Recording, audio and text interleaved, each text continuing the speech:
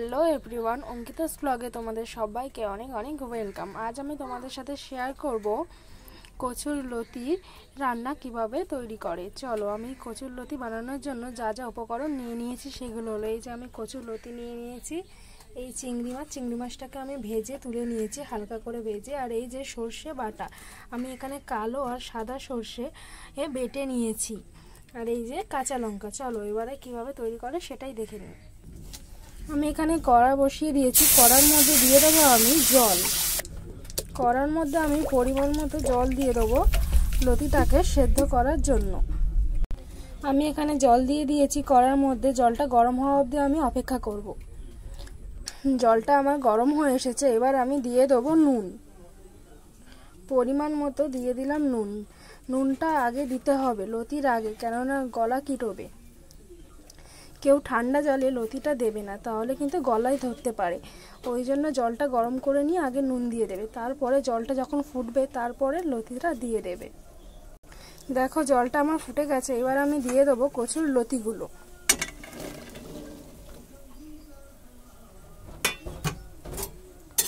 দিয়ে নেড়ে চেড়ে এটাকে আমি সিদ্ধ হতে দেবো। লতিটাকে বেশি সিদ্ধ করলে চলবে না, হালকা সিদ্ধ করতে হবে, গলে গেলে ভালো লাগবে না। দেখো সিদ্ধ হয়ে গেছে আমার কচুর লতিগুলো। এইরকম ভাবে তোমরা সিদ্ধ করে নেবে, খুব গলালে ভালো লাগবে না, এরকম সিদ্ধ করা হবে। এবার আমি দিয়ে দেবো কড়াই তেল। কড়াই গরম হয়ে গেছে, এবার আমি দিয়ে দেবো পরিমাণ মতো তেল। তেলটা গরম হওয়া অবধি আমি অপেক্ষা করব। তেলটা গরম হয়ে গেছে, এবার আমি দিয়ে দেবো কড়ার মধ্যে কালো জিরে। কালো জিরেটা দিয়ে নেড়ে চেড়ে এবার আমি দিয়ে দেবো সিদ্ধ করে রাখা কচুর লতিগুলো।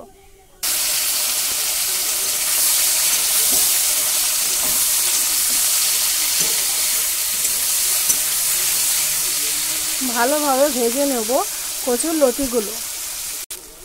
এবার আমি দিয়ে দেবো কেটে রাখা লঙ্কাগুলোকে।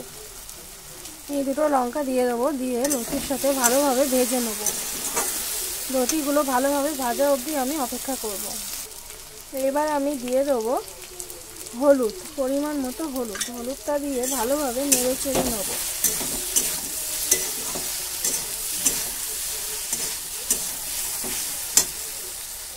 এবার দিয়ে দেব ভেজে রাখা চিংড়ি মাছগুলোকে, দিয়ে নেড়ে চেড়ে নেব। দেখো কচুর লতিটা আমার ভাজা হয়ে এসেছে। এবার আমি দিয়ে দেব সর্ষে বাটা।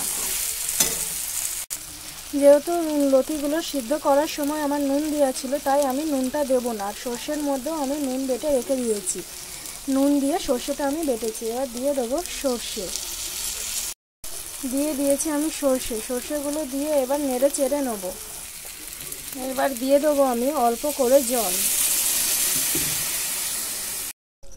দিয়ে দিয়েছি আমি জল। এবার আমি লতি এগুলো সব ফোটার জন্য, সিদ্ধ হওয়ার জন্য দিয়ে দিয়েছি আমি জল। এইগুলো এবারে ফোটার জন্য, জলটা ফোটার জন্য আর সিদ্ধ হওয়ার জন্য আমি চাপা দিয়ে দেবো।